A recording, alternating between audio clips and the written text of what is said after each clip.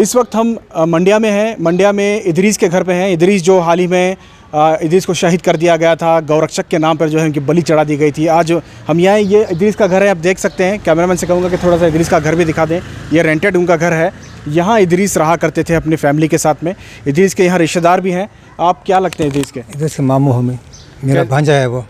कैसे हालात रहे उनके कत्ल के बाद? कत्ल के बाद हालत बहुत ख़राब हो गए थे।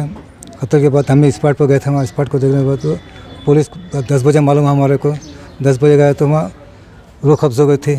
मर्डर करके था हमको। और बाद वहाँ से पोस्टमार्टम ले लेकर इधर। उसके बाद कोई परेशानी हुई, बहुत परेशानी हमारे, कोई पूछा नहीं, मदद करना चाहिए था।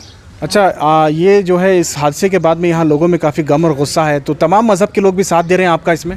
जी, सब मज़हब के इंसाफ के लिए सब मदद कर रहे हैं। इंसाफ के लिए हम इंसाफ चाहते हैं हुकूमत से। और इधर जैसे कि चेयरमैन साहब बताए, उसकी जो प्रॉपर्टी है उसको जब्त करके इदरीस पाशा को मुआवजा दिला जाए। बिल्कुल, देखिए किस तरह से लोग यहाँ इंसाफ का मुतालबा कर रहे हैं कि इस तरह के गांव के रक्षकों ने जो फर्जी टाइप का जो है ये लोग हैं, लगातार माफिया चला रहे थे, लोगों को कत्ल करने पर उतर आए। इन लोगों पर कार्रवाई होनी चाहिए।